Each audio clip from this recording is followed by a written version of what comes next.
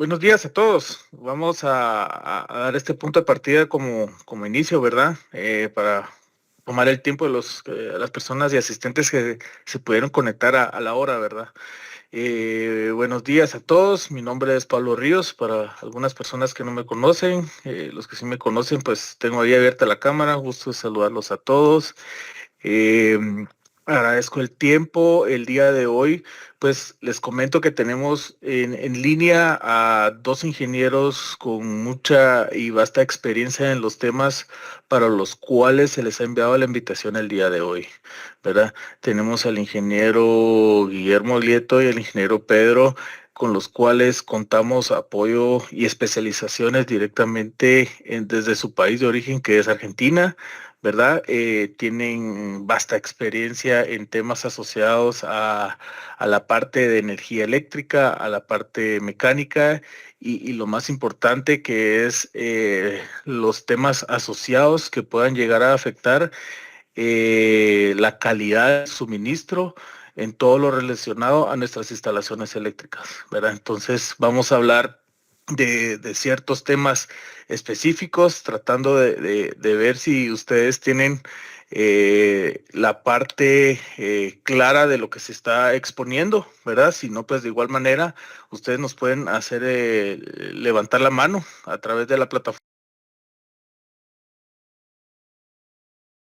No pueden exponer la duda o de igual manera pueden hacer la consulta por el chat para que nosotros posteriormente logremos hacer los ingenieros especialistas y pues básicamente es brindarles a ustedes la información necesaria acerca de un tema tan importante como lo es y cómo nos llega a afectar una buena calidad de energía en nuestro entorno de nuestra instalación eléctrica.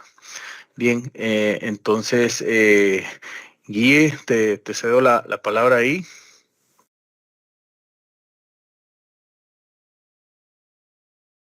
Ahí va, gracias Pablo. Bueno, gracias a todos por estar conectados.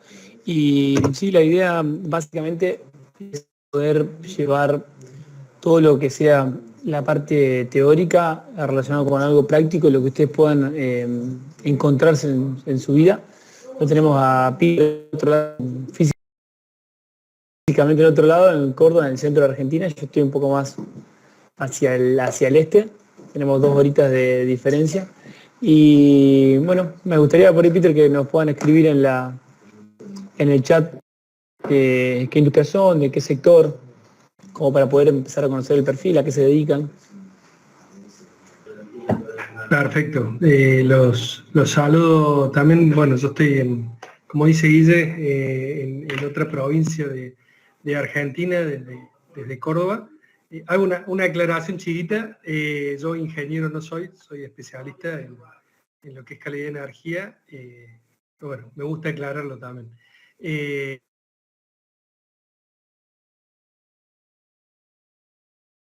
Anotando en el chat por ahí especialidad y empresa o en dónde están, en qué área de la empresa están. Bueno, ahí voy a estar en el chat respondiendo consultas. Gracias.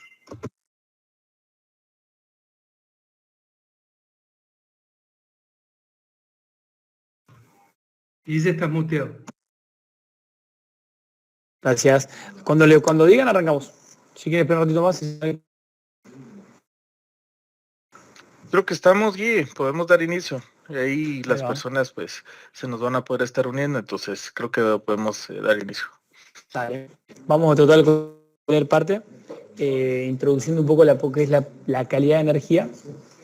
Y después vamos a ir metiendo unos casos más, no nos da tiempo mucho, pero hoy va a estar muy bueno porque va a haber un muy particular de una resolución de eventos de calidad de energía específicamente en armónicos, en algo que nos da muchos dolores de cabeza. Y lo más importante que se van a llevar hoy va a ser también la diferencia que tenemos entre subidas, bajones de tensión y picos de tensión. La tensión más grande que tenemos, con algunos ejemplos inclusive. Así que vamos a ir por ese lado. Bien, distribución en media tensión, tenemos también gente. Genial, en la parte de media tensión vamos a ver un caso en el cual un evento en una empresa en su baja tensión, cómo genera un evento de calidad de energía, en ese caso van a ver que es una subida o un suelo, y cómo lo relacionamos con una maniobra en media tensión. Siempre que hablamos y también se va a poner contento cuando vemos alguna estadística, porque si trabajas en media tensión siempre estás pendiente de que sos el causante de los principales efectos adversos de calidad de energía, y no siempre es así. Bien, primero, vamos a compartir, vamos a ver primero. Hola Ricardo, Jason también, hola, Erika.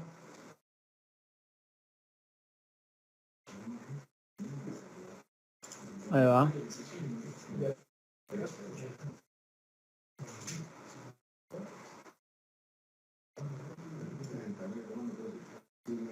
Deberíamos estar compartiendo.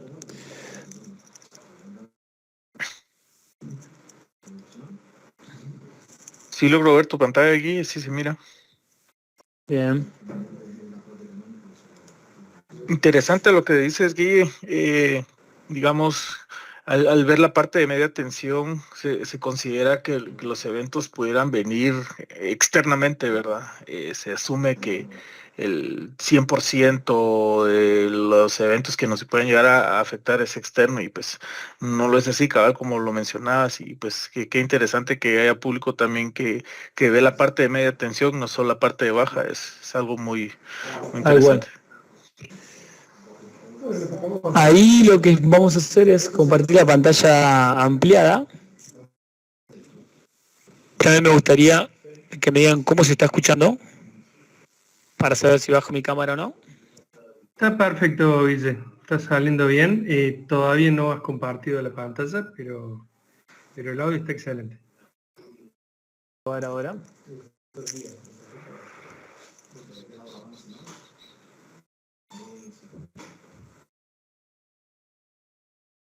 Fíjate que sí se miraba la pantalla aquí al inicio, ahora pues ya no la vemos.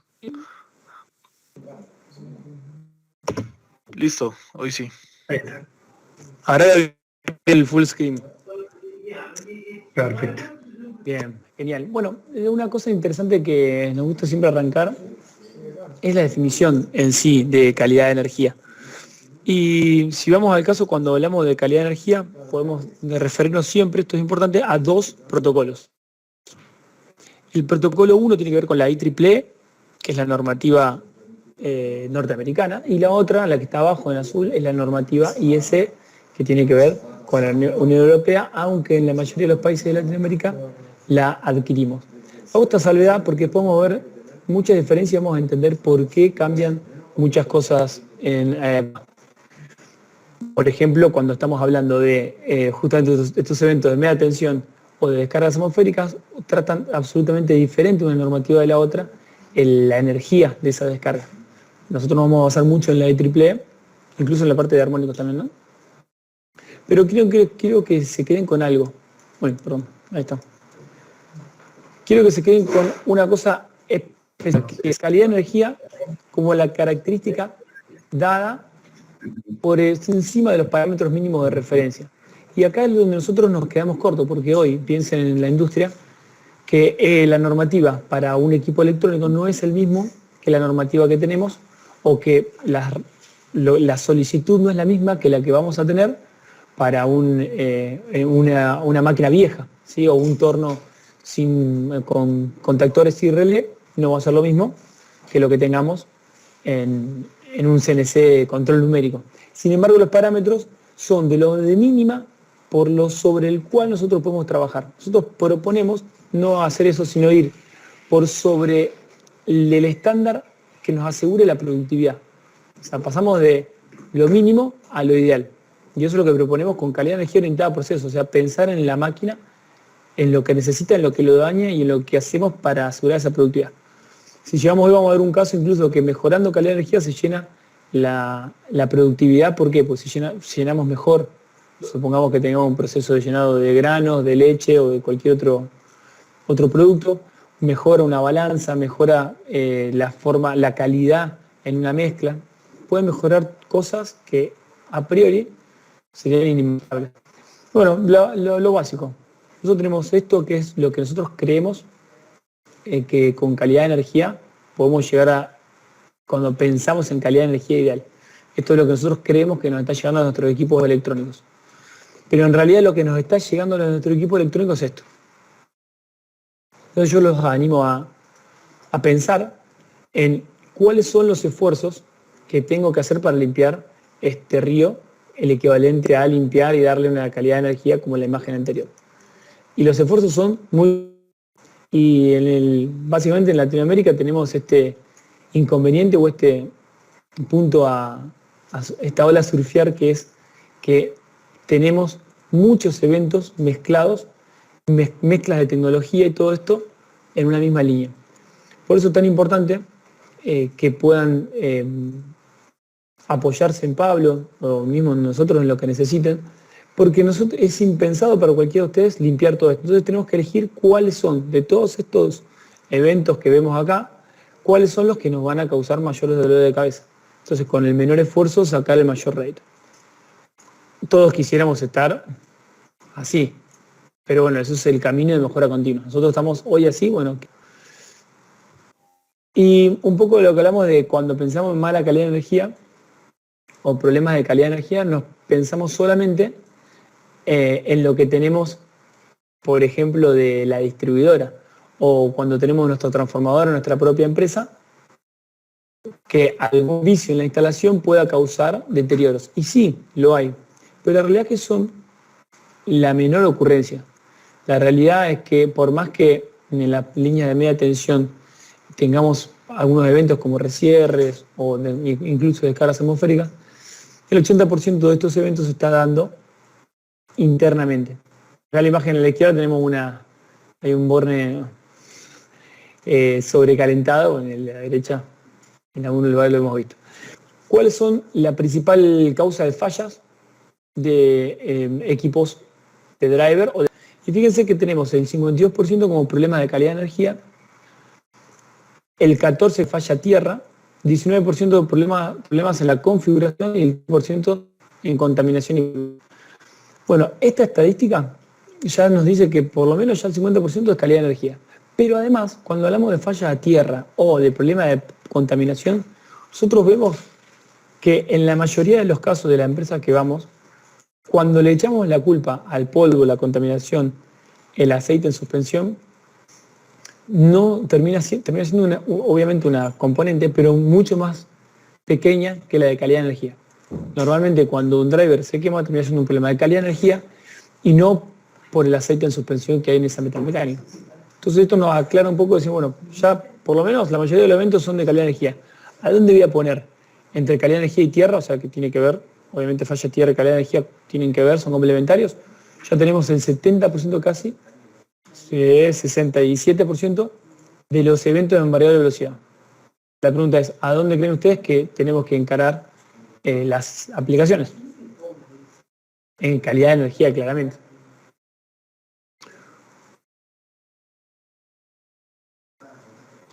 Más de estadísticas, ¿cuánto es el costo?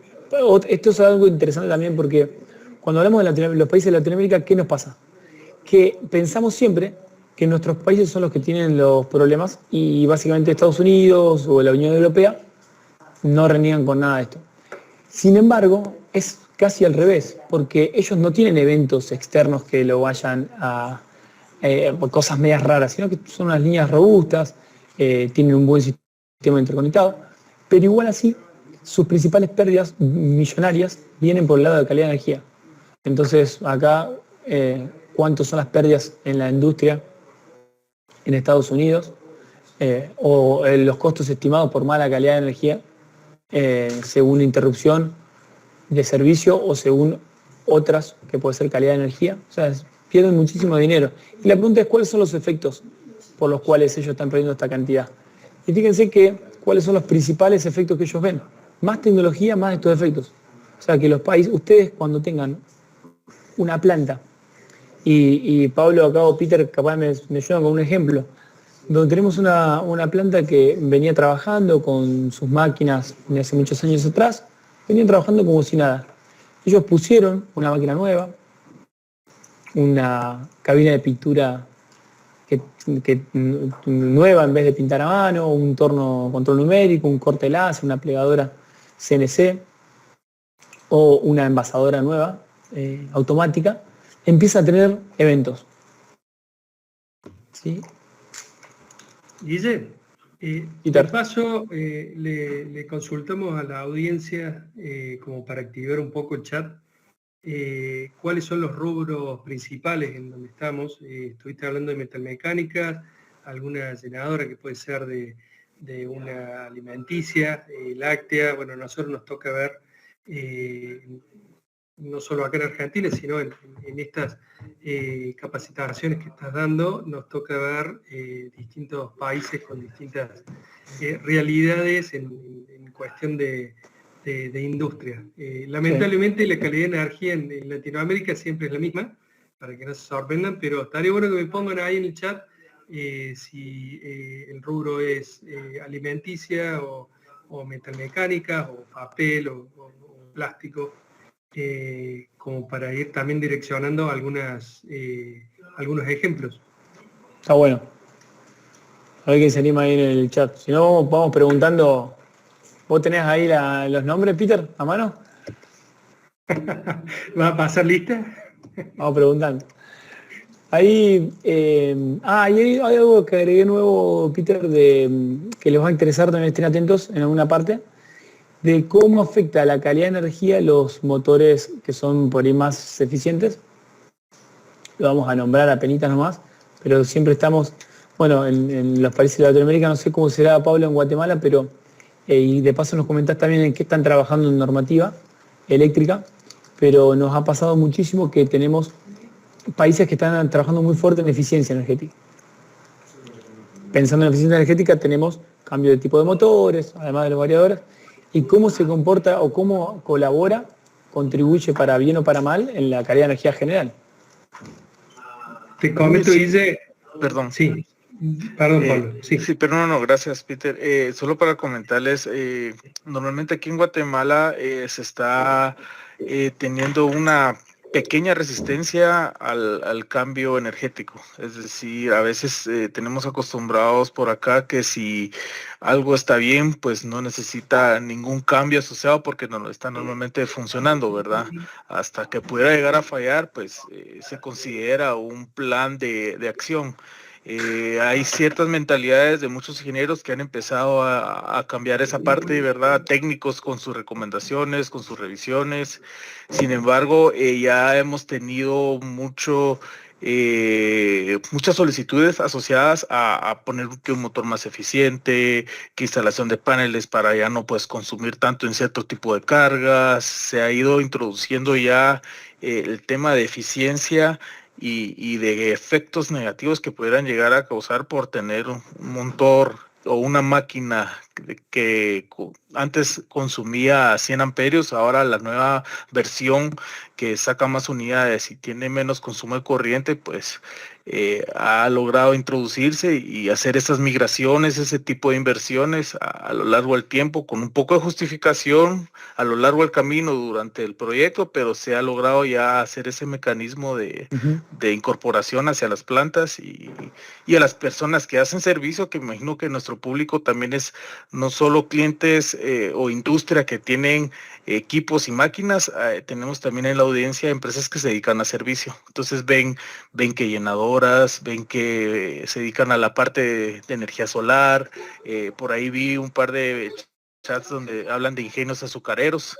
En los ingenios tienen la parte de tanto de cogeneración como la de planta, entonces tienen ambas partes ahí, entonces hay un poco de todo, pero si nos pueden seguir escribiendo en el chat sus nombres, a qué se dedican y la empresa para ir siendo parte de la estadística que Guille nos muestra en la pantalla, pues podamos nosotros aportar al esquema general internacional de los eventos que nos puedan llegar a causar y cada uno con nuestros casos. Genial, Pablo. ¿Cómo es la parte de tensión y de distribución? Porque allá lo que tenemos en Centroamérica principalmente son líneas de alta tensión lineal, no hay radiado y un interconectado ahí nomás. ¿Hay alguna normativa que están trabajando en México? El código de red, estuvieron trabajando en baja tensión, Por ahí en Ecuador algo también, el resto de los países no mucho. No sé si tienen...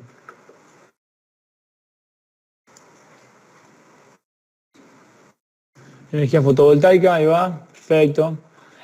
Tenemos un caso para presentar de fotovoltaica, que es un proyecto de investigación que hicimos, en el cual, cuando hacíamos la parte de proyección de fotovoltaica, sacamos un retorno de inversión, no sé en cuánto estarán, si Daniel nos quiere decir, pero supongamos que sean 6 años. Si nosotros no protegemos esas instalaciones ante determinados eventos, sobre todo si es un ambiente industrial, el retorno de inversión se iba como a 15 años. Básicamente porque ante eventos se iba a terminar por quemando un drive o un inversor antes de tiempo.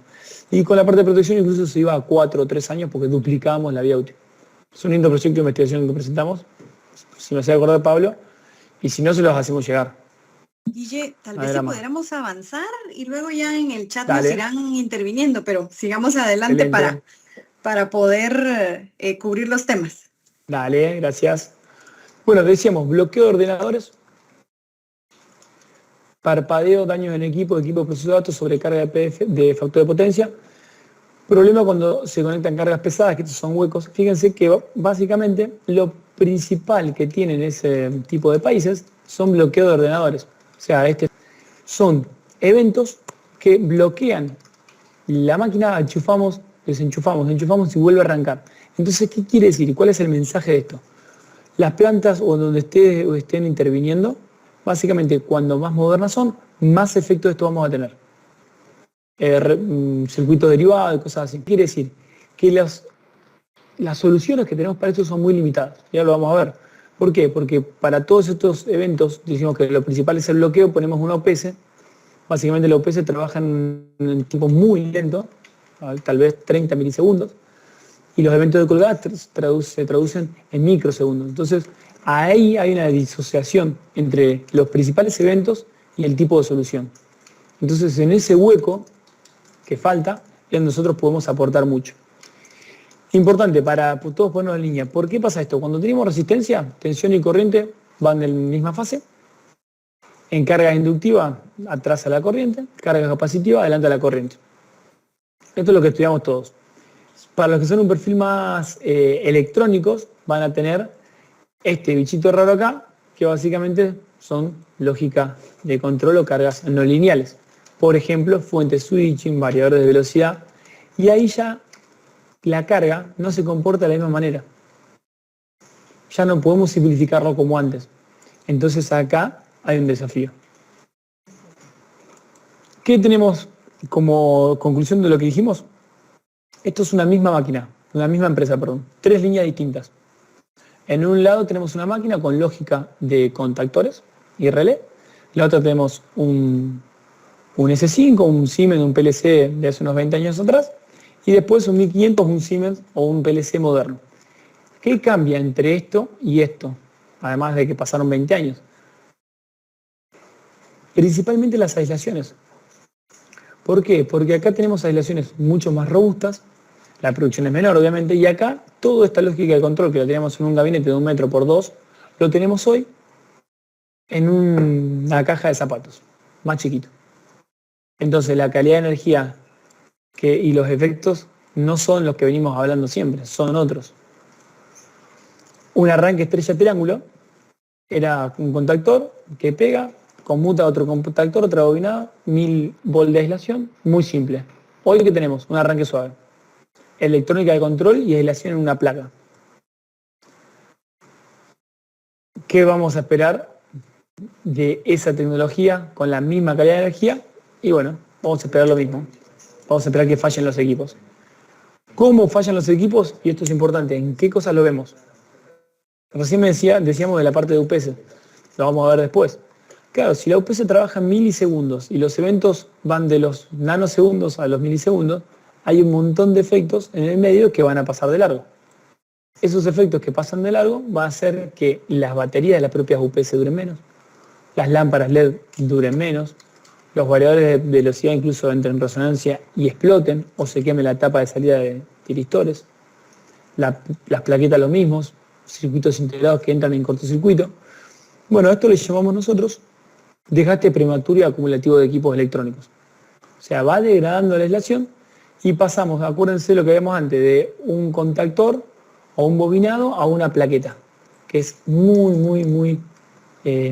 con muy poquita aislación, que básicamente es del barniz y de la pista. ¿Qué nos dice la norma? Bueno, hasta acá veíamos los efectos. Ya tenemos el primer mundo, llamémosle así, a Estados Unidos, Unión Europea, Japón. Tienen muchos efectos de colgada, muchísimos, más que nosotros. ¿Por qué? Porque ellos están tecnificados. Entonces, ¿a dónde vamos a ir nosotros? Nosotros mezclamos tecnología nueva con tecnología vieja y vamos a ir a eso mismo, a empezar a experimentar colgada, bloqueo, desprogramaciones, resonancias, equipos electrónicos que se queman. Vamos a ir a eso. ¿Cómo vamos a hacer? Vamos a prepararnos para evitarlo. Pero primero necesitamos conocerlo. Entonces, dejemos de tomar que es normal que una UPS dure un año o dos y hay que cambiar la batería. Dejamos de tomar normal que ponemos una lámpara LED y dura un año, dos, tres y se quema. Dejemos de tomar que es normal que un variador de velocidad, cada 2 o 3 años un módulo de inversor, haya que cambiarlo. Eso hay que dejar de pensar que es normal o una fuente que se quema y hacer algo más proactivo. Norma hay un montón. Nos centramos en IEC y en IEEE, que es la que vamos a ver ahora. Y si nos basamos en una de ellas, puede ser cualquiera, pero nos basamos en la IEEE de Estados Unidos, el estándar de la 1159 y sus modificaciones, nos va a decir que calidad de energía es un montón de cosas, ese río que vimos antes, pero no podemos trabajarlo así. Entonces, ¿qué hacemos? Lo tipificamos. Lo vamos a tipificar en 9, 10 eventos de calidad de energía, entre los que vamos a estar, en punto verde es la onda sinusoidal perfecta, y vamos a tener una tensión normal, transitorio de impulso, transitorio oscilante, huecos, que baja la tensión, interrupciones, elevaciones de tensión. Bueno, todos estos fenómenos lo tenemos presentes. Hoy vamos a ver solamente 2 de los más importantes, 3 en realidad. ¿Por qué? Porque si yo tengo un notch, ¿sí? O puedo tener un notch o una mueca, en el normal de las instalaciones esto no me va a ser perjudicial. Entonces vamos a buscar una subtensión de un 10%, un 5%, no me va a causar un problema en los equipos. Esto es la parte teórica que no la vamos a ver, pero se la vamos a mandar, simplemente para que vean que dentro de cada evento de calidad de energía hay pensando por lo menos en relevar y en mejorar. Fíjense que en la parte de transitorios o las variaciones de tensión tenemos incluso en diferentes frecuencias. Incluso en diferentes frecuencias. La pregunta es, primero, ¿qué es el impulso? ¿Qué es el oscilatorio? ¿Y por qué en diferentes frecuencias? Básicamente los equipos electrónicos van trabajando en diferentes frecuencias y más modernos trabajan en frecuencias más altas. Entonces la normativa me empieza a prever a mí tener algún evento, algún filtro que trabaje en alta frecuencia. Recién leí en el chat que estaba en la parte solar. Bueno, la parte solar y la parte de autos eléctricos son las que están trabajando en ese tipo de distorsiones, porque no te alcanza con las protecciones comunes para ese tipo de tecnología. Nos centramos en los armónicos, en 2 eventos solamente, tenemos 10, 15 para ver, en las próximas charlas veremos otros. En la parte de transitorios vamos a ver solamente los impulsivos y los oscilatorios, y las variaciones de corta duración vamos a ver un caso de subida de tensión. Hacemos una comparativa. ¿Hasta acá venimos bien?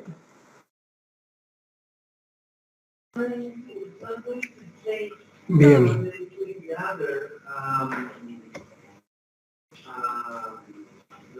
Acá nombramos algunos factores negativos solamente, ¿sí? De la parte vamos con la parte de armónicos, de los que más se conocen y los que no se conocen tanto. Armónicos conocemos todos, que es una formación de onda, pero acá lo que vamos a pretender es decir, bueno, ¿y qué hacemos? Vamos a algo puntual.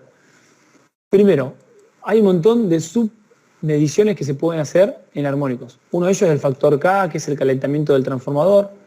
La vida útil de los motores se va a cortar, por lo menos ese factor nos interesa también.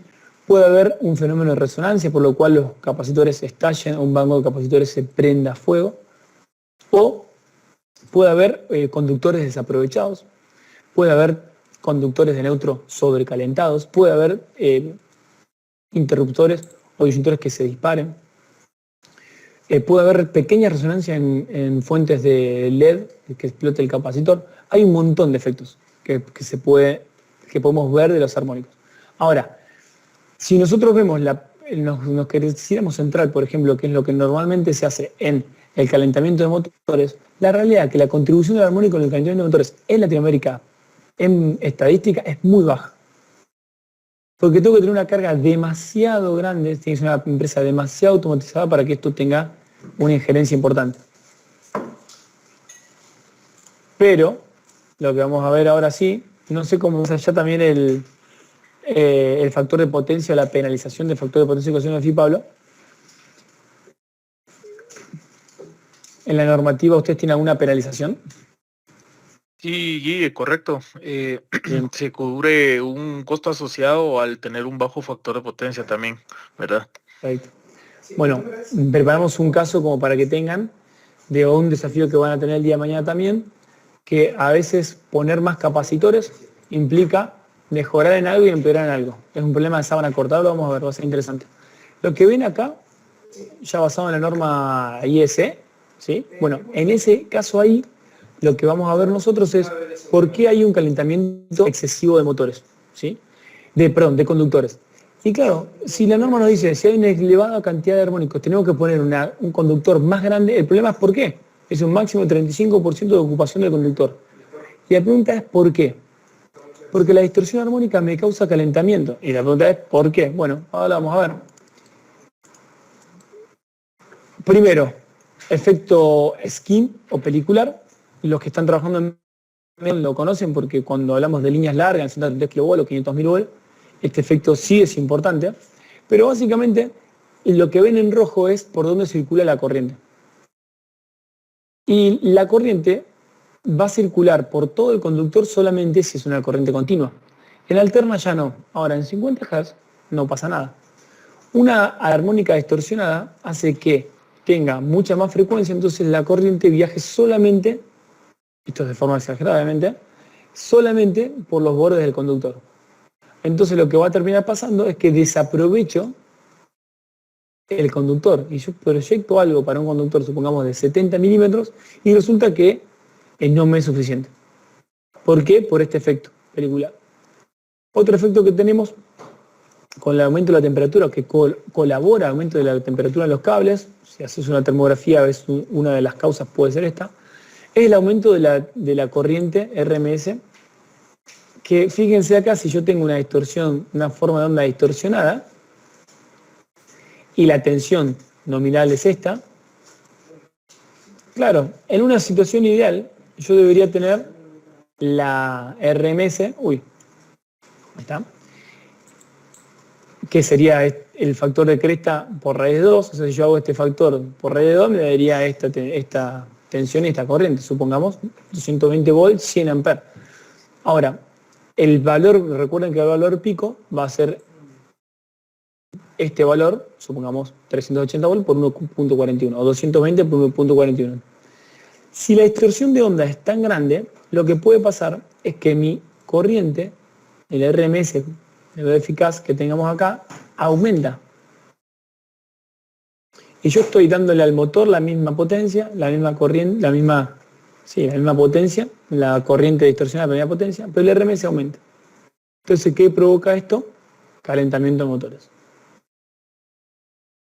Hasta acá bien, primer efecto que quería mostrarles. ¿Por qué? Porque nosotros vamos a ver calentamientos en conductores o en motores, pasa algo similar, se suman otros eventos, pero no vamos a saber, ¿por qué? Bueno, una parte es la distorsión, levanta el RMS, y por otro lado, el efecto pelicular hace que la corriente no sea desaprovechada.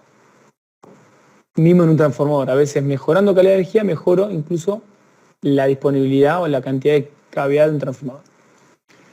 Otro efecto que vimos, y el que le comentaba recién, es el factor de potencia. Eso se lo vamos a dejar con un caso para que quede bien afianzado. Nosotros tenemos la potencia activa, que es la que vamos a usar para un trabajo, la potencia reactiva, que es la que vamos a generar campos eléctricos magnéticos, y la aparente es la que vamos a tomar de la red. Esto es lo que todos vimos como función normal de toma de potencia. Siempre tenemos que generar un campo, una reactiva, y junto a la activa es la que yo voy a tomar de la red. Si pongo banco de capacitores, obviamente va a bajar la reactiva, va a bajar esta parte de la espuma, digamos, que es lo que a mí no me genera ningún trabajo. Perfecto, que esto yo necesito esta parte, la cerveza.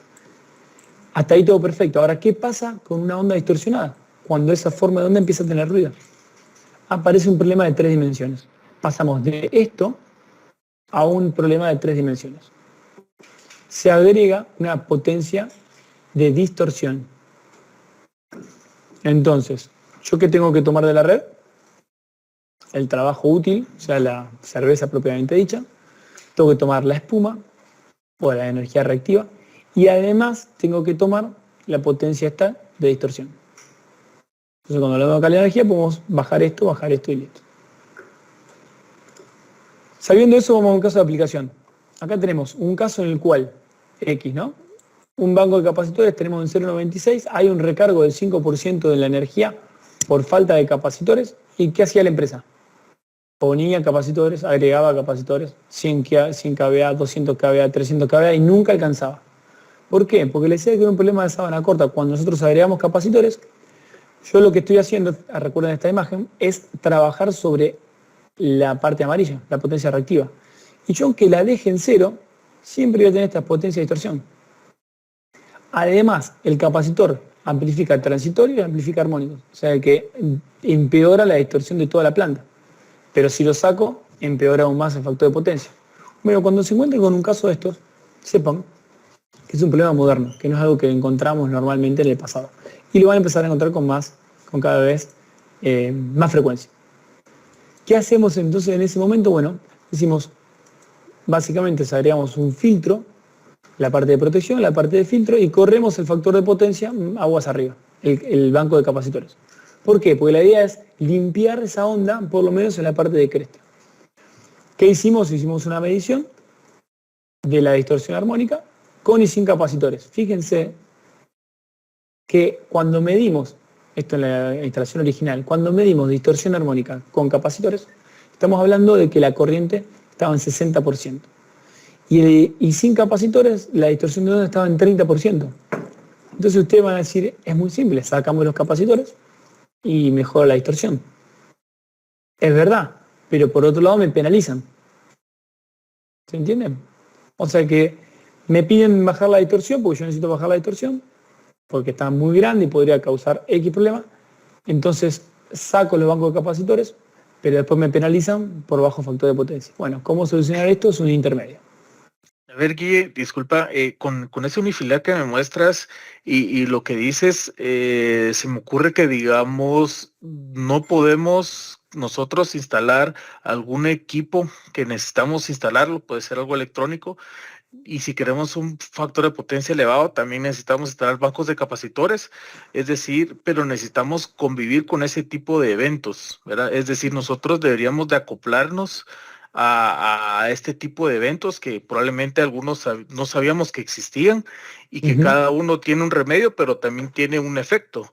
Entonces, ¿cómo tener la mejor de todas conviviendo con todos estos efectos, manteniendo los vectores que nos mostrabas tridimensionalmente lo más pequeño posible, con el fin de tener mi electrónica al 100, con el fin de tener mis capacitores, con el fin de tener bajo consumo de potencia armónica, ¿verdad? Tal cual. Bueno, la primera etapa que hicimos acá es la parte, obviamente, de poner supresores. ¿Por qué? Porque en la parte de supresores, cuando entra un banco de capacitores, tenemos un pico de tensión, pero además el armónico de por sí genera transitorios. Entonces con eso lo primero que tengo que hacer es cuidar estos equipos ante estos eventos. Segunda etapa, lo que decías Pablo vos es, ¿cómo hago para convivir con eso? Claro, yo digo, si sabemos que necesitamos un banco de capacitores, pero necesitamos bajar esto. ¿Por qué? Porque tal vez un 60%, 7, 8% de distorsión en tensión y en corriente, estos valores, cuando me paso de esto, sí empieza a ser problemático. En este caso, por ejemplo, este transformador había que hacer una inversión acá grande, porque no daba el transformador. Pero nosotros sabemos que si trabajamos sobre esto y lo bajamos, el transformador está aliviado y levanta menos temperatura. Y todo lo que hay, upstream, o sea, aguas arriba. ¿Qué hacemos? Bien, sacamos el banco de capacitores. Y lo que vos decías, Pablo, sería esto. Yo tengo esto, este problema tridimensional, ¿sí?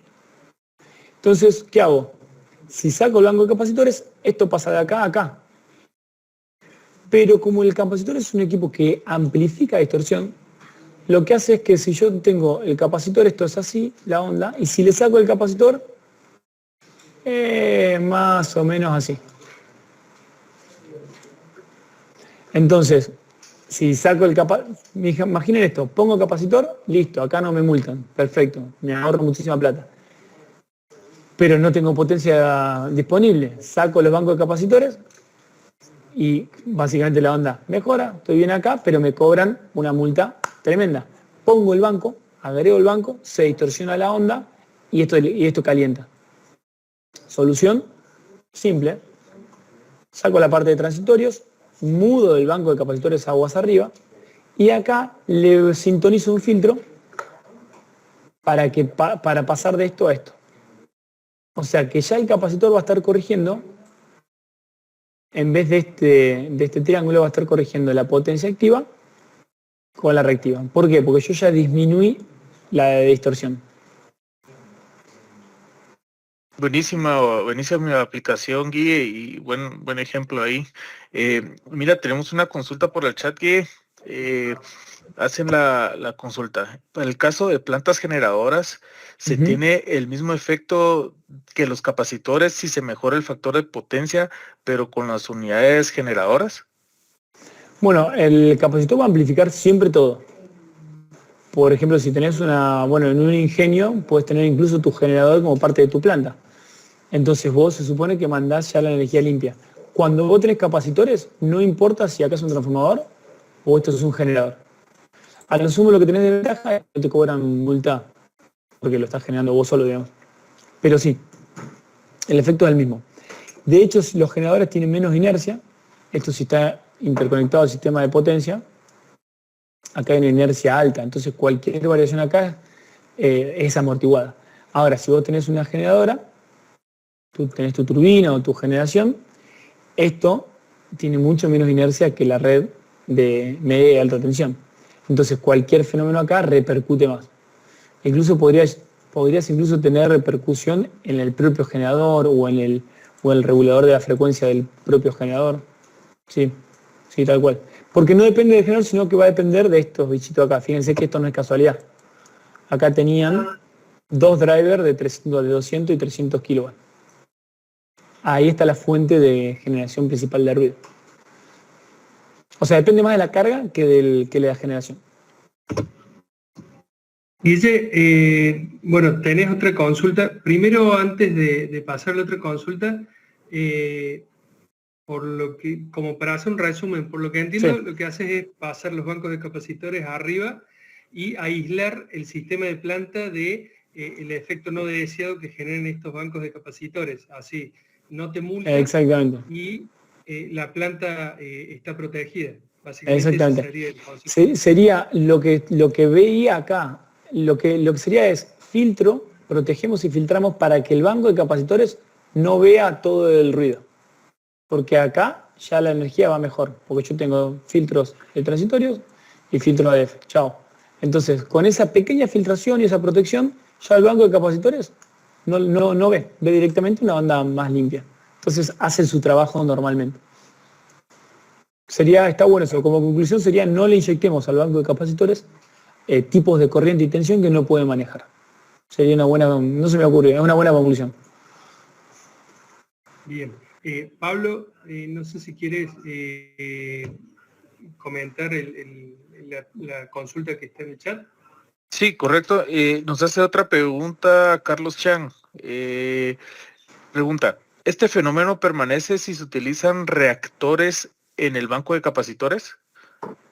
Bien, gran pregunta. Bueno, el reactor en el banco de capacitores nosotros siempre tratamos de trabajar con proactividad.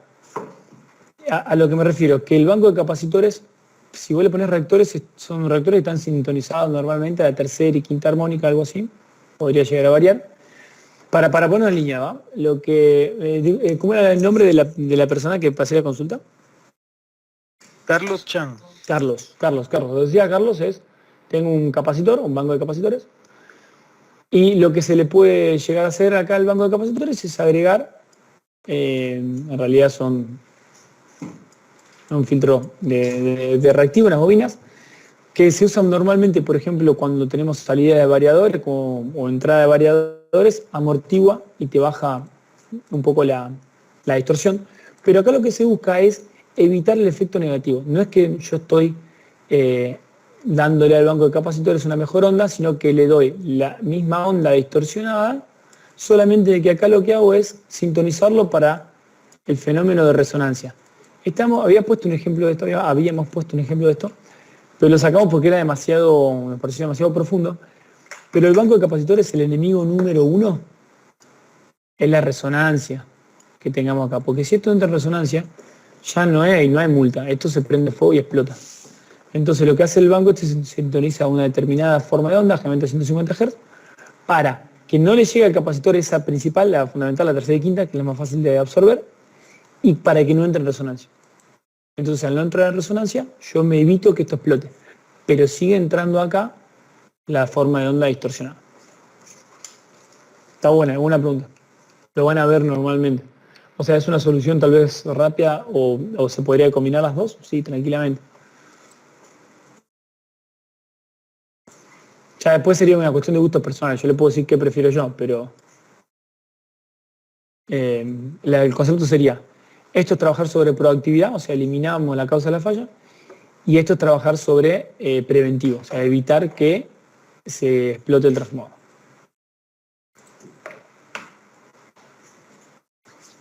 ¿Listo? ¿Seguimos nomás?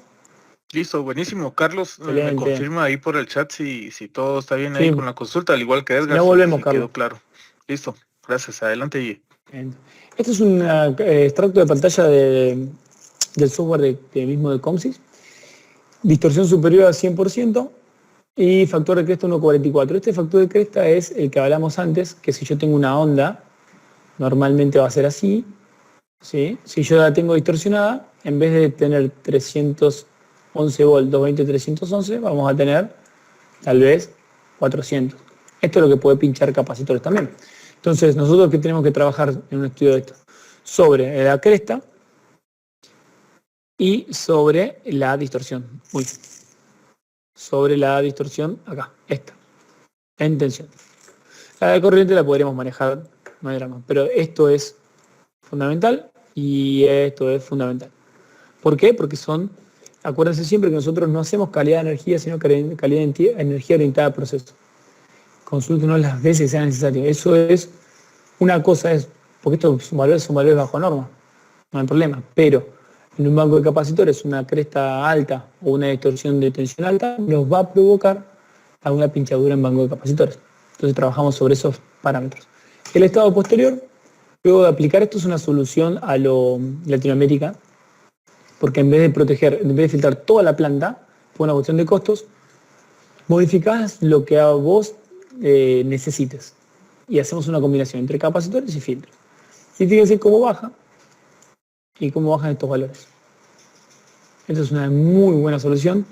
La parte de tensión está perfecta casi. La parte de corriente, por lo menos ya ahora tiene forma parecida a una sinusoide. Y el mensaje que le doy con esto es, volvemos siempre a la imagen inicial. Tenemos un río muy contaminado. Bien, económicamente no podemos arrancar y decir, bueno, vamos a limpiarlo todo. Pero sí, esto ya es navegable. Si se me permite la comparativa. Una comparativa de los diferentes tipos de armónicos. Estamos en la tercera, en la quinta. Estos son fuga de capacitores. Estos son homopolares, séptima, típico de variadores. Bueno, y más información.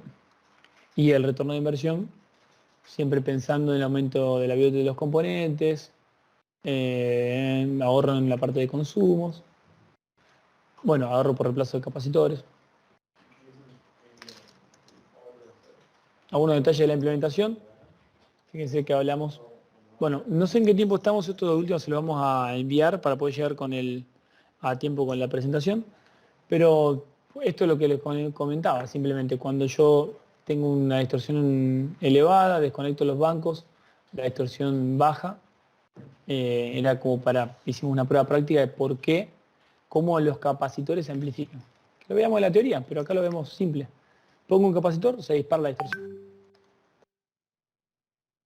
Cuando se conecta, en este caso, una corrugadora, ahí pasa que el coseno de phi y el factor de potencia se desprenden.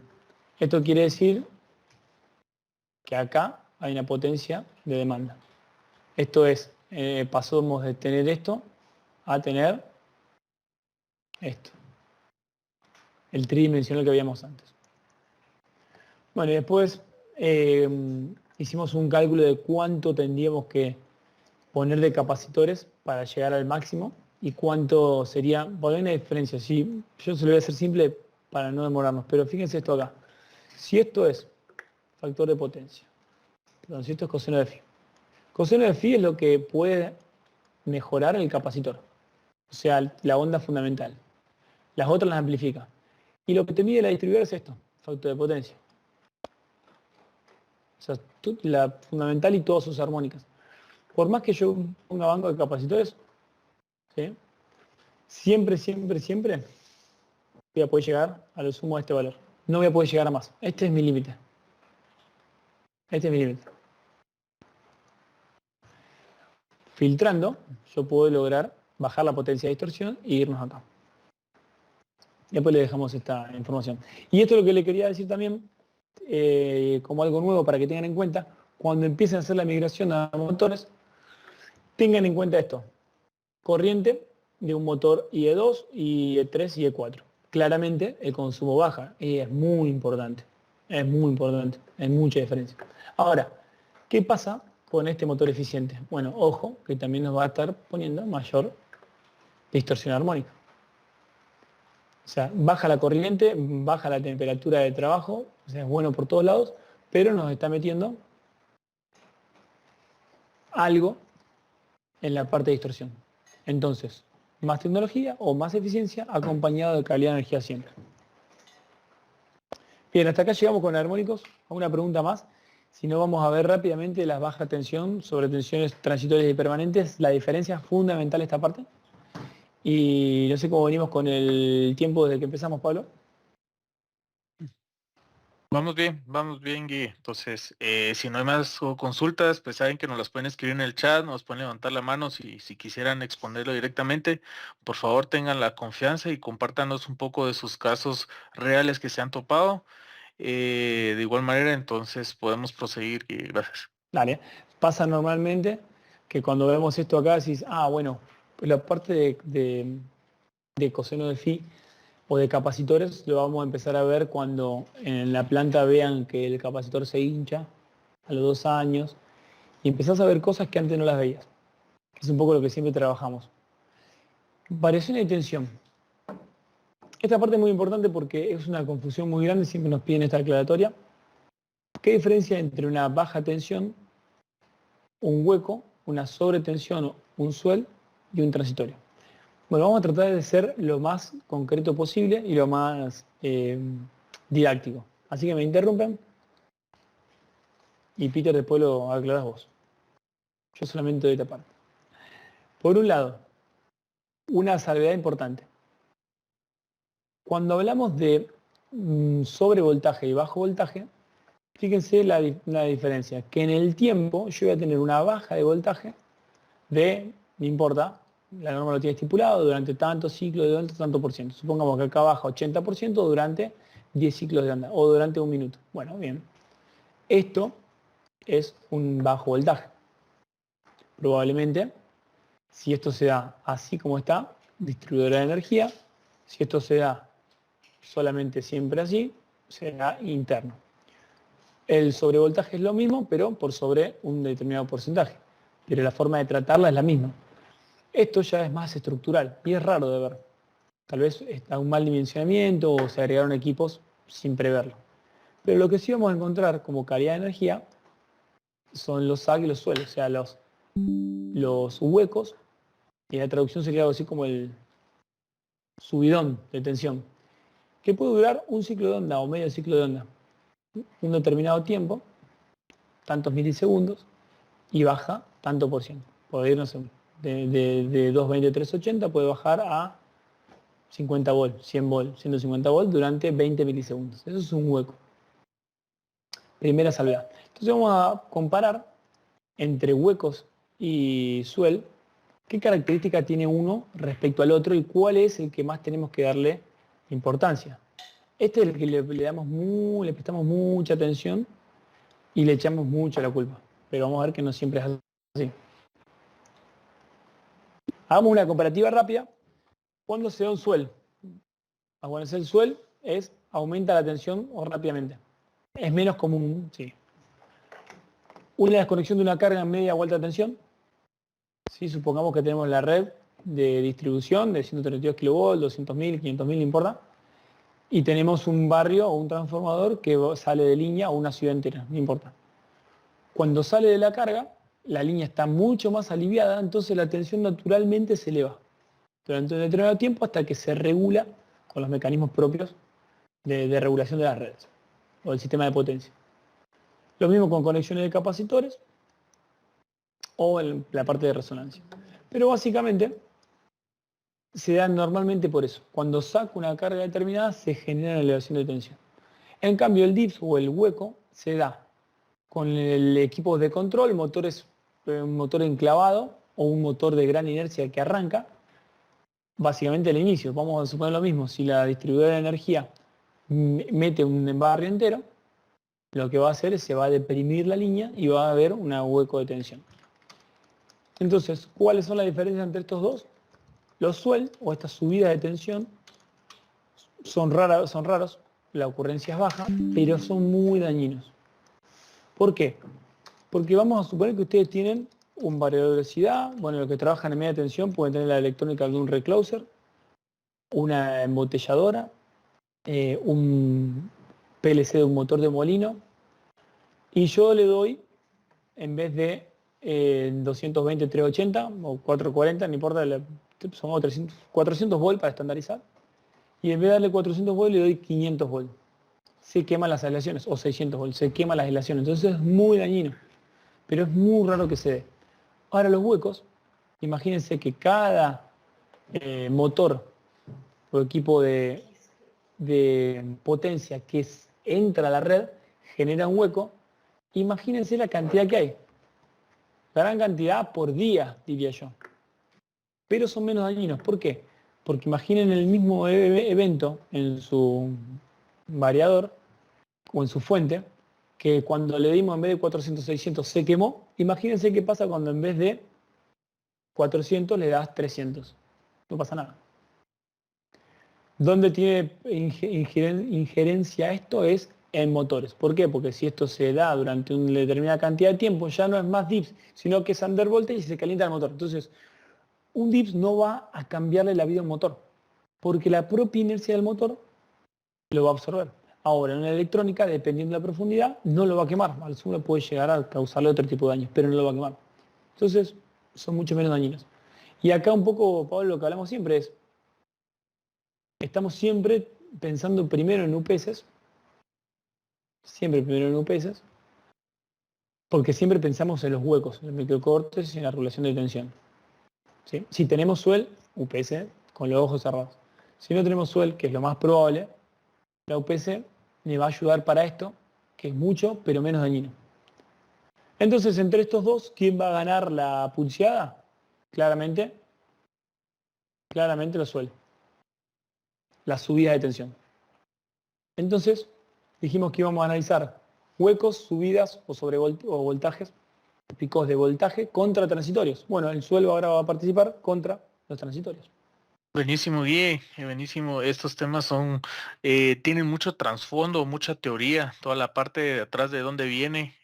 Inclusive podríamos dedicarle 1 hora y media solo a estos temas. Sí. Me parecen muy interesantes, Guille, gracias por abordarlos. Solo vamos a tratar de compaginar la info, Guille, en los últimos 10 minutos para tratar de aterrizar y cerrar para que los participantes pues se vayan con el cierre de la información que queremos transmitirles. Y pues ahí seguro pues van a quedar algunas consultas tal vez abiertas o comunicaciones posteriores que seguro lo podríamos reprogramar siempre. Perfecto. Importantísimo esto. Ya entonces dijimos hueco suel y ahora imagínense que esto es la pregunta más común de todas es ¿qué tenemos entre pico de tensión y transitorios? Y subida de tensión, suel o sobrevoltajes. Y esto es lo más importante. Fíjense que el sobrevoltaje se da, la elevación de voltaje, ¿en qué tiempo?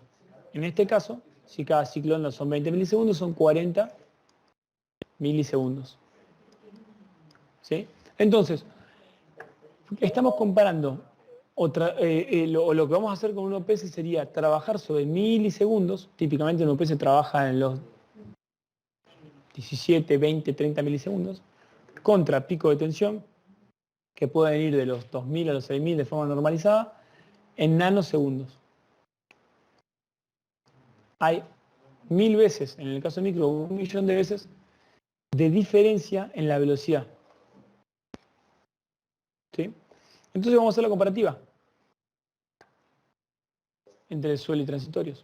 Cuando tenemos subida de tensión, algún corte, alguna fase, lo que vimos en su momento, en la imagen anterior, y son de rara vez por año.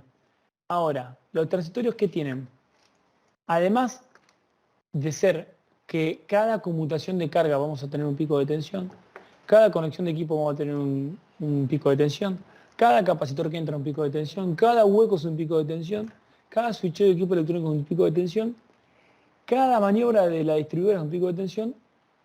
Estamos hablando de que son de gran cantidad por segundo. Estamos hablando de muchísima cantidad por segundo. Y además, encima, cuando tenemos eventos de este tipo, acá, encima además, pueden ser sumamente destructivos o mucho más grandes.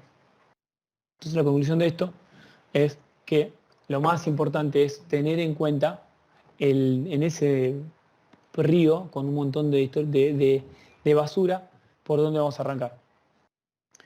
Obviamente vamos a bancar soportes transitorios. ¿Por qué? O pico de tensión, porque las subidas son muy raras. Yo no puedo proteger algo para algo que pase una vez cada 10 años. Voy por lo más dañino y lo que más ocurre y después voy por el resto de las cosas. Entonces, Solo, perdón, Gui, ¿puedes regresar al slide anterior? Quisiera hacer un comentario y nada más. Para los asistentes, lo que ven ustedes del lado izquierdo, que son las subidas, pues básicamente podríamos decir que la culpa sería casi de la distribuidora o por ejemplo la sí, resonancia de capacitores. Entonces, ellos deberían de cumplirlos a nosotros como clientes finales de contratar un servicio de energía, exigir que ellos arreglen ese tipo de problemas cuando son, como mencionaba Guille, las subidas, ¿verdad? Pero exacto. cuando ya son eventos generados por la parte de transitorios, entonces ese ya es un tema que se vuelve parte de nosotros, el cual deberíamos de nosotros tomar cartas en el asunto, ¿verdad? Muy Entonces bueno. ahí está la famosa pelea entre subidas y transitorios, porque un UPS también se me daña. ¿Por qué no me protege? Porque tengo la idea que me protege, al final se me vuelve a quemar el UPS, entonces hay temas que la distribuidora podemos exigirles, ¿verdad? También está la comisión que a ellos nos podemos regir también para que la distribuidora nos cumpla con lo que deberían de cumplirnos. Y pues la parte transitoria ya nos tocaría a nosotros pues hacer ese pensamiento proactivo, ese mantenimiento que va más allá de hacer un cambio o una reposición. Bueno, qué bueno que lo nombraste, tal cual, porque primero que no sé en Guatemala, pero en el resto de los países de Latinoamérica, normalmente en la distribuidora muchas veces no es que tiene la culpa, sino que es la operación normal de redes. O sea que ni siquiera podrían hacer nada. Entonces, ¿qué tenemos que hacer nosotros? Trabajar acá, lo que decías vos, internamente en lo que estamos generando. Para sorpresa de todos, cuando trabajemos internamente, ni vamos a hacer reclamos afuera, porque nos vamos a dar cuenta que el 90% de todos los eventos los estamos generando nosotros, o por lo menos nos podemos cuidar de lo que viene. Y otra cosa que me hiciste acordar cuando lo nombrabas, yo pongo una UPS acá, y si esto viene, esta subida de tensión viene, la UPS regula un margen determinado. Entonces tampoco va a ser magia. Por eso esto, trabajemos con la distribuidora, roguemos que ellos trabajen bien y no lo tengamos. Y cuando viene una vez cada 5 años o cada 10, bueno, por lo menos que no estar preparado. Pero vamos sobre lo que ocurre todo el tiempo y es dañino. También agregarte, Guille y Pablo, que nosotros siempre arrancamos por lo urgente e importante. Con lo que nos cuelga, nos saca de servicio los equipos y los responsables que se terminen quemando los componentes electrónicos. Yo siempre digo, como para explicarle a los clientes y resumirlo, es que a cada evento eléctrico, más que todo yendo a la parte electrónica, nosotros en la memoria de todos nosotros, cuando poníamos una UPS, ya eliminábamos todos los eventos eléctricos. Y con la electrónica es distinto. Y la electrónica trabaja a una velocidad mayor y es sensible a los eventos que trabajan a esta alta velocidad. A cada evento necesitamos eliminar ese evento no deseado con la velocidad que se suceden. Y una UPS, como decía bien Guille hoy, trabaja 1.000.000 de veces más lenta que el evento que nos está atacando. Por eso, como dijo Pablo, se termina quemando la UPS, las baterías no duran lo que dicen los fabricantes que nos tienen que durar y la electrónica se termina dañando. La fuente se quema, el PLC pierde referencia o sale de servicio. Son todos eventos cotidianos que renegamos que por ahí no deberíamos renegar con eso y no deberíamos naturalizar de que sea algo del día a día. Excelente. Pablo, cierro con esto y después, si queda alguna pregunta la que necesiten, o después quedará para la próxima charla el resto. Pero quiero que nos llevemos, Pablo y Peter, que nos llevemos todos lo que hablamos antes de armónicos como una causa y lo que hablamos ahora con transitorios como otra causa. ¿Por qué? Porque tenemos que saber la diferencia entre un pico de tensión, que comentaba Peter, la velocidad impresionante, y un transitorio de switcheo.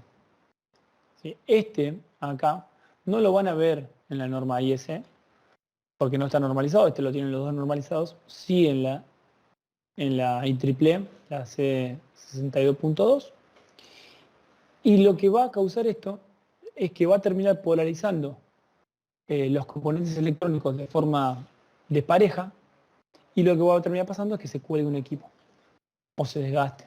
Entonces, cuando hablamos de transitorios tenemos que trabajar sobre estos dos: los de alta frecuencia, oscilatorios amortiguados, y los transitorios de pico de tensión.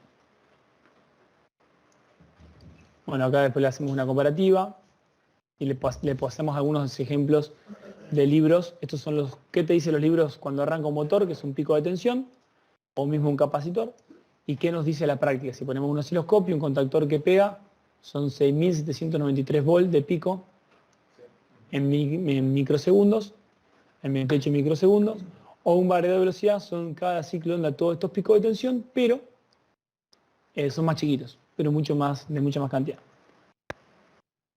Bueno, y no vamos a llegar al caso de sobretensión que les había prometido, pero ahí estamos. Estuvimos cerca, por lo menos. Pablo, está muteado. Guille, de paso te consulto, te hago la primera consulta, así abrimos el chat. ¿Por qué el auto roto?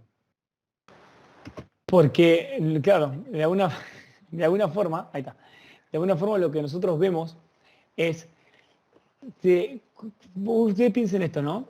¿Qué tenemos nosotros en nuestras instalaciones? Tenemos equipos electrónicos de primera tecnología, ¿sí? ¿Y qué le vamos a poner a nuestros equipos electrónicos de alta tecnología? Tenemos que ponerle lo mejor que venga, lo mejor que venga. Entonces, de alguna forma yo puedo tener el auto roto y me puede llevar a cualquier lado. Yo puedo tener una máquina con mala calidad de energía y me va a llevar a cualquier lado. Voy a producir. La diferencia es que me va a llevar con el auto roto tal vez 10 horas y renegar, y con el auto en buen estado voy a llegar mucho más rápido. Lo mismo con una máquina que tiene una buena calidad de energía. Si yo a mi máquina la aseguro de buena calidad de energía, me va a dar la productividad y me va a hacer renegar menos. Ese es lo que tratamos nosotros de llevar, ese concepto, ¿no? Llevar no va a llevar. Y esto, Pablo, es lo que a veces nos dicen, pero esto así anda bien así, o esto funciona. No tenemos muchas roturas. Claro, vemos en pañol y son 3 variadores por año, 20 luces de recambio LED por año. Claro, porque nos lleva, la inercia nos lleva. Nosotros planteamos trabajar en otro nivel de calidad de energía. Buenísimo, Gui, buenísimo. Pues lo que yo entiendo con el carro roto es de que deberíamos de cuidar esa máquina que ha estado produciendo durante 30, 40 años y ha sido mi caballito de batalla, aunque tenga máquinas modernas y más eficientes, y yo necesito cuidar esa máquina que me sacó el trabajo donde yo más lo necesité. Pues debería yo también hacer algo por ella, así como ella hizo algo por mí, pues dándole pues una verdadera solución, ¿verdad? Que entonces creo que es básicamente el mensaje que a mí me transmitió ver el Hilux. O Peter, seguro estás pensando en el componente del PLC descontinuado, como el auto, que hay que cuidar. O que no tiene ya repuestos. Es ese PLC que es viejito y que por ahí nos ha tocado ver en muchas plantas. Ahí estaba leyendo el ingenio azucarero, me recuerda varios ingenios que tenemos acá, para no dar marca, en donde hay un PLC central que por ahí es muy importante, o saliendo de los ingenios. Cualquier empresa que tiene un PLC viejo, que no lo queremos cambiar porque anda muy bien, pero sabemos de que si ese PLC sale de servicio, nuestra planta no sigue funcionando. Adhiero. Sí, buenísimo. Al final de cuentas, pues puede ser un PLC, un micro PLC, puede ser un PLC descentralizado con varias remotas unidos a él, ¿verdad? Que dependen varios procesos de un solo cerebro.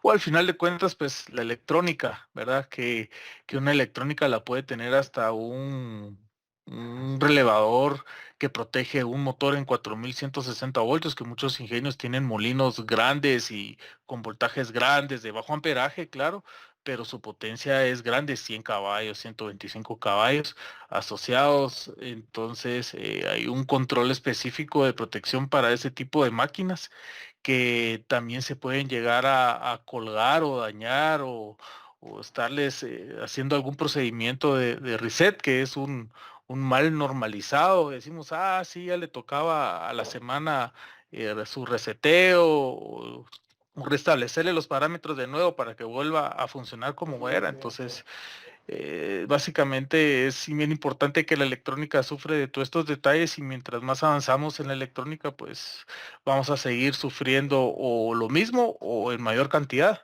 ¿verdad? Pero esa es la idea, ir hacia ese futuro, hacia esa tendencia, y pues tener las informaciones y protecciones adecuadas para podernos cuidar y convivir con todos los eventos que pudieran llegar a ocurrir en nuestra instalación. Excelente. Genial, Pablo. Bueno, no sé si queda una duda más final. Total, bueno, va a quedar la grabación, imagino, y bueno, después nuestros datos de contacto, después pasamos la encuesta. No sé si estaba disponible ya. Como para que también lo que necesiten o este tipo de casos que van teniendo, está bueno conocerlos, ir aprendiendo juntos, porque esto no hay nada escrito acá. Tenemos normas que están recién actualizándose a lo que va a venir, así que bien, todo nos sirve muchísimo. Hay una Y pregunta. tenemos una consulta Sí. sobre los supresores. ¿Qué pasa cuando hay swells en las instalaciones? Bueno, cuando hay un suelo en la instalación, el supresor no está encargado de mejorarlo. De hecho, es un equipo electrónico sensible más. Sí es verdad que el supresor tiene un umbral más grande para bancarse más suel, pero si la pregunta es si los va a atenuar, no los va a atenuar. La diferencia entre el suel y el transitorio es que el transitorio tiene mucho voltaje, está hablando de 6.000 volts, 2.000 volts, pero poca energía, porque se produce en microsegundos o nanosegundos, entonces muy poquita energía. El suel, por lo tanto, es de mucho más tiempo, entonces un suel de 500, 600 volts no lo va a parar el supresor. Y si se daña el supresor, depende del modelo, ahí va, se duele el modelo, para completar la pregunta que preguntaba, el supresor no se va a dañar si el suel es en determinado nivel. Por ejemplo, si el suel le llamamos 800 volts, se va a dañar ¿Por qué? Porque adentro tiene componentes electrónicos. Un MOV que se aguanta, supongamos, es para 200 volts y se aguanta 250, ese es el umbral del suelo que tenemos que tener. A lo sumo, se puede llegar a quemar una plaqueta o un LED, pero no es que el varistor se quema, o el capacitor, o el tubo de descarga, o lo que sea, sino que lo que se va a dañar es la plaqueta con el LED. Pero tiene un umbral bastante grande, más que una fuente. O sea, si vos se dañó un supresor, probablemente se te dañó, Peter, varias cosas en la planta. Digamos. Cuando pasa eso hay que ir a vamos lo mismo siempre. A cada evento eléctrico tenemos la solución para ese evento, en velocidad y bueno, y en función. Y sí, estaba pensando lo mismo. Se te llegó a dañar el supresor va a ser lo menos que con lo que vas a renegar porque ya se quemaron varias cosas primero antes del supresor. También me gustaría que nos comenten las personas en el chat nos están haciendo las preguntas. Por ejemplo, a mí me toca acá en Argentina proteger muchos detectores de metales, bueno, acá principalmente la videojet, las impresoras de fechas, eso también se soluciona y por ahí es algo puntual a la hora de ver electrónica sensible.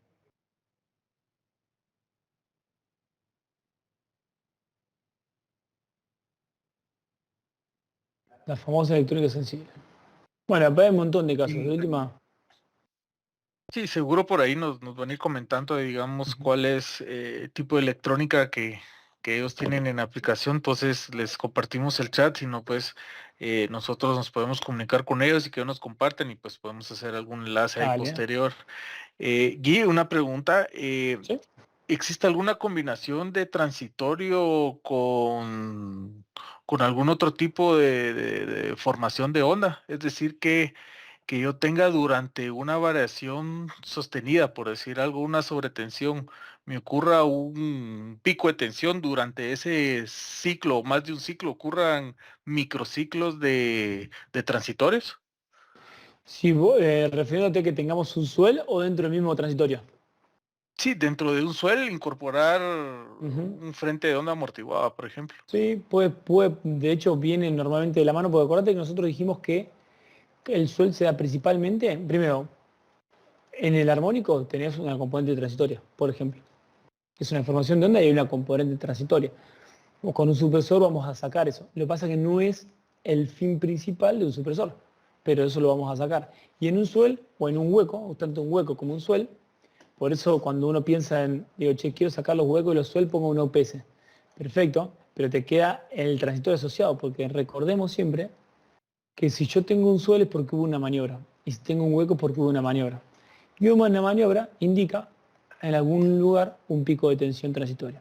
Por ejemplo, si yo tengo una desconexión, imagínense la desconexión de una carga de toda una planta.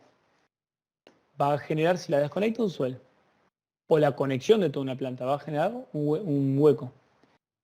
Imagínense el arco eléctrico que va a causar cuando se separen esos dos polos. Es un cortocircuito.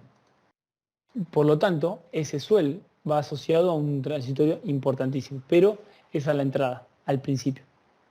Entonces, ¿qué va a hacer? Obviamente el EDLens, Faraday Lens, dice que todo el equipo electrónico intenta mantener su estado anterior. Cuando hay un hueco, la UPS puede actuar y todo lo que quieras, pero cuando hay un hueco, todas las capacitancias de la instalación se van a descargar y se van a generar un pico de tensión de hasta 6.000, 10.000 volts. Ahora, una vez que está el suel, yo podría tener un suel y en esos varios ciclos de onda podría estar perfecto. Podría ser sinusoidal ideal y ser un suel igual, porque estoy dándole más tensión. Una vez que se generó el fenómeno transitorio. Es más, en la presentación, si no lo pasamos, pero en el caso de estudio, acá. Esto nos parecería que está armado, pero no está armado. En la parte del hueco, fíjate cómo el evento transitorio sigue estando replicándose después del evento del suelo. No sé si eso contestó. Sí, totalmente, buenísimo. Gracias ahí por la explicación. Sí, hay varios eventos que son al final de cuentas combinados, ¿verdad? y que con una gran parte son cubiertos por medio de las protecciones que son Sí. Saint-Temer, ¿verdad? Y pues a pesar de tener Saint-Temer, existen otros remedios especializados para cada caso. La energía eléctrica es bien compleja hasta cierto punto, ¿verdad? Entonces, bien Sí. interesante tener ese tipo de informaciones. Sí, y aparte pensar que está asociado. Yo digo, tengo un hueco, tiene un transitorio. Tengo armónico, tiene un transitorio. Tengo suel, tiene un transitorio. Tengo transitorio, tiene transitorio. O sea, es como que sería querer hacer una casa sin hacer las bases. Yo necesito hacer las bases. Hay empresas que arrancan tal vez por otro lado, arrancan por una OPS y van después, y pueden ir después al transitorio, tal vez porque no conocían esto. Y también es válido. Si ustedes me dicen, ¿qué podemos hacer? Pongamos supresor, pongamos un sign time, pongamos filtro armónico, pongamos UPS, pongamos regulador de tensión. Y sí, te diría sí, metele. O sea, pero es totalmente antieconómico. Si, ¿por dónde arranco? Bueno, arranquemos por esto, que es el que me va a causar dolor de cabeza. Después pensemos en el resto.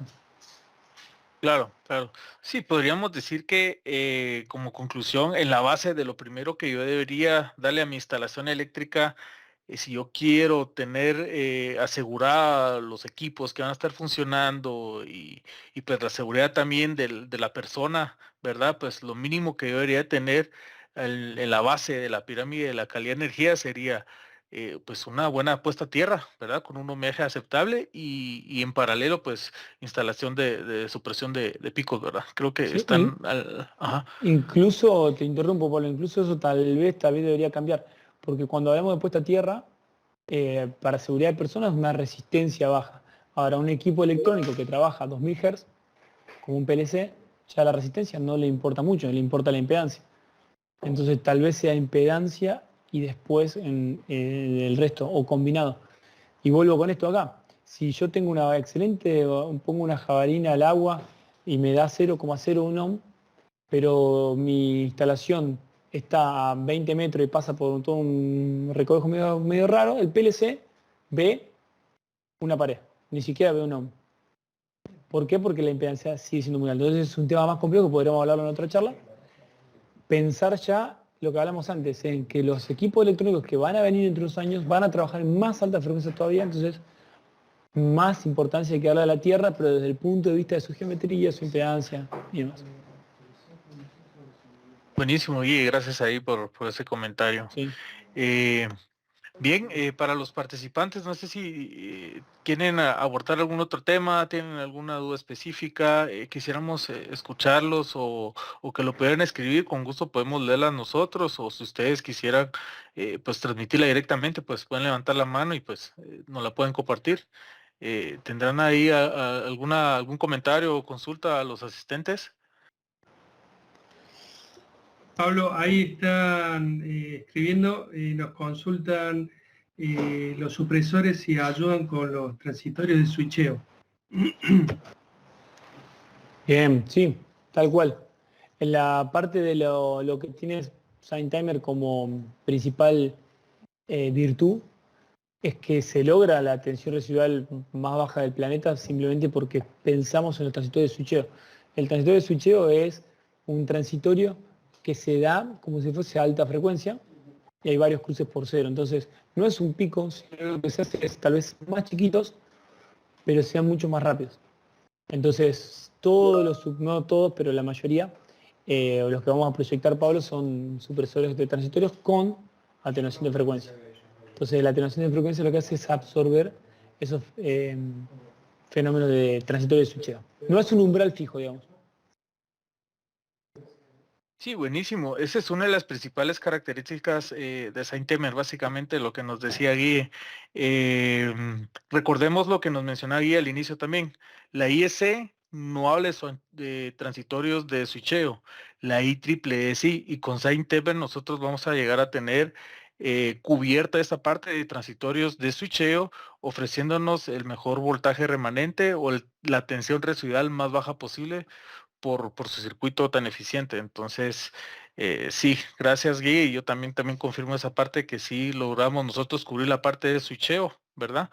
Eh, También nos hacen un comentario, Guille y Peter, sería ver un poco más adelante ampliar la parte de lo que hablábamos, de la impedancia. Entonces ahí vienen dos conceptos, ¿verdad? Entre una resistencia y una impedancia, ¿verdad? La famosa diferencia entre uno y otro. Muchos decimos resistencia y tal vez quieren hablar de impedancia o hablan de impedancia y se refieren a la resistencia. Entonces, Sí, bien interesante ese tema. Con gusto, Omar, lo vamos a tomar en cuenta ahí. Vamos a realizar unas comunicaciones por medio de Seika acerca de una especie como de encuesta, ¿verdad? Que les va a llegar a cada uno de ustedes, de los asistentes, para ver una segunda parte de lo que estamos empezando a hacer con ingeniería de Agrieto, ¿verdad? Que es bien importante ver estos temas asociados a la calidad de energía orientada a proceso. Sí, es un tema que aparte hay que buscar una parte y verlo. Después, con la próxima charla podemos ver qué equipos trabajan en qué frecuencias. Solamente un dato, cuando nosotros medimos con un tenolímetro, preguntarnos a qué frecuencia estamos inyectando para medir esa resistencia. Y la dejo ahí. Excelente pregunta, excelente pregunta. Para la próxima. Ok. Bien, no sé si algún otro participante tendrá algún otro comentario o algo que nos quiera compartir. Vamos a esperar un par de minutos ahí. Ahí le dejamos igual el LinkedIn, ahí el mío, el de Peter, o para que también nos sigan, publicamos muchas cosas semanalmente. No sé si también de última le podremos mandar un mail con los de Suntimer también. Eso para lo que necesiten.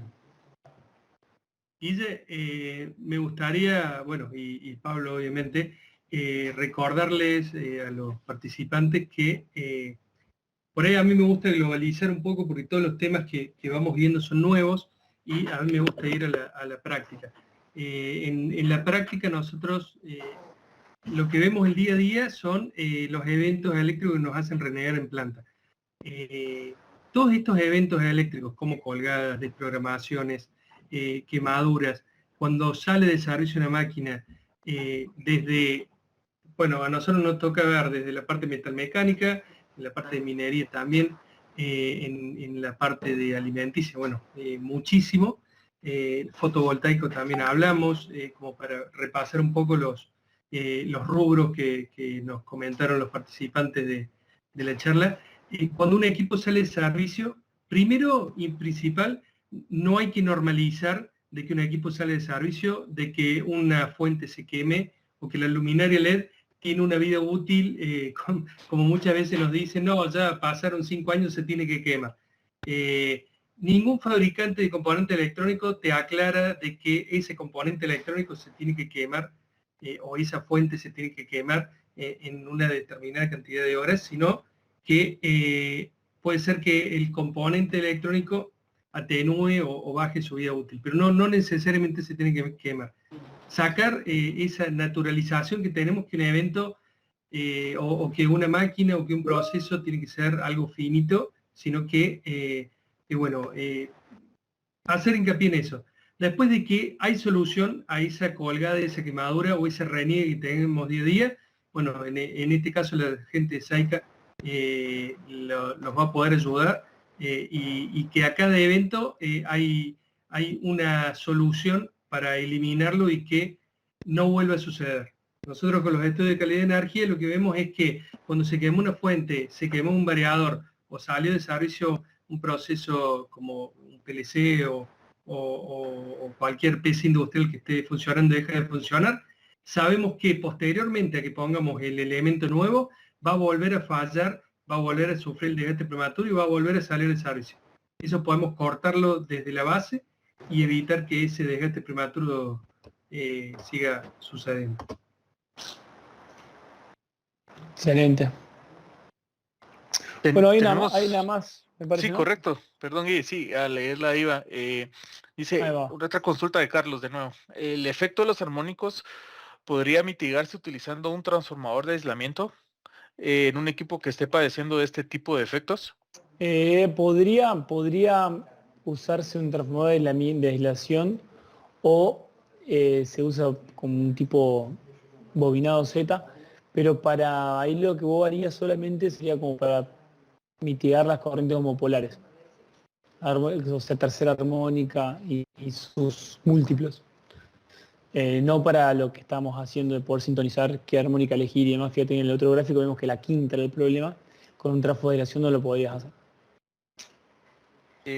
Buenísimo, ¿no? Y otro comentario ahí sería que, digamos, a veces las cargas, mejor dicho, asegurando que las cargas siempre van a ser variables. Entonces, si nosotros colocamos un transformador que es fijo o estático, que no se puede acoplar a la carga, pues nosotros vamos a estar corrigiendo siempre esto y normalmente tal vez los problemas los tenemos, sea interarmónicos o algún otro orden de armónica. Entonces, creo que sería importante ver un poco más allá del detalle de los efectos de armónicos que estaría sufriendo Carlos, por ejemplo, ¿verdad? Y pensar tal vez en un filtro dinámico que sea capaz de acoplarse a la carga que esté conectando. Si es carga muy sensible por su esencia y naturaleza de electrónica, por si es equipo médico, por si es demasiados variadores de frecuencia, etcétera. Entonces es de analizar cada caso, ¿verdad? Si de pronto un transformador de aislamiento relación 1 a 1 es lo que se les requiere, o algo un poco más a detalle como un dinamismo que se acople a compensar la reactiva para poder suministrar la menor cantidad de armónicos y evitar todos los desgastes de aislamiento. Ahí más bien apoyarse en Pablo que la tiene más clara. Algo vamos a hacer, Pablo. Si les parece, podemos ir cerrando y las preguntas que tengan las van mandando y las contestamos en las próximas, ¿te parece? O por mail mismo. Sí, buenísimo. Perfecto, bueno, pues sí, agradecidos pues a los asistentes de esta reunión. Es una de las primeras de varias que vamos a programar aquí en Guatemala acerca de estos temas tan importantes, ¿verdad? Creo que surgieron varias consultas bien interesantes, ¿verdad? Seguro quedaron más consultas ahí en donde vamos a poder aclararlas o realizarlas o retomarlas de nuevo en en un próximo webinar, ¿verdad? Agradezco el tiempo de Guille y de Peter, ¿verdad? Con su vasta experiencia y especializaciones. Para mí es un gran honor poderlos escuchar y que me puedan transmitir un poco de su conocimiento. Aquí, pues, son bienvenidos en SEICA, en Guatemala, pues, estamos dispuestos a escucharlos y a tener toda esa información, no solo hoy, sino seguro más adelante, ¿verdad? A los asistentes también, por favor, les agradezco y quisiera pues nada más que si pudieran abrir su cámara, aunque sea un par de segundos, y si fuera posible, y si no, pues que nos pusieran ahí sus contactos, sus informaciones, de igual manera ya los tenemos, pero agradecerles de nuevo ahí a Guy y a Peter por el tiempo y pues esperamos verlos muy pronto de nuevo. Gracias Pablo, a vos. Y la verdad que bueno, que sea el primero de muchos. Lo importante es empezar a hablar de estos temas y felicitamos a todos los que están acá porque realmente arrancar el día así y hablando de cosas técnicas es porque están en el camino ese de mejora continua, de ir viendo posibilidades, que es lo que nos une a todos en eso. Necesitamos más gente así. Muchísimas gracias. Muchas gracias, Pablo. Bien, buenísimo. Pues gracias también a los que están abriendo sus cámaras por ahí. Seguro vamos a seguir viendo temas más interesantes de esta índole por gente que nos apasiona este tipo de efectos en la calidad de energía. Entonces, ténganlo por seguro. Vamos a tener más lanzamientos de este tipo de información y pues estamos siempre en comunicación. Por ahí vamos a estar compartiendo los datos. Mandamos un par de links ahí de la red social de LinkedIn, tienen nuestros contactos en SEICA y pues la comunicación está abierta. La idea es solo caminar por el camino. Capaz que una última palabra que nos despida Juli, que es la hacedora de todo. No, muchísimas gracias, Guillermo, de verdad. Y Peter, les agradecemos infinitamente y a todos los asistentes ya les iremos compartiendo la presentación y esperamos verlos pronto en otros eventos de esta naturaleza para que la comunidad de apasionados por la calidad de energía vayamos creciendo en América Latina. Así que gracias.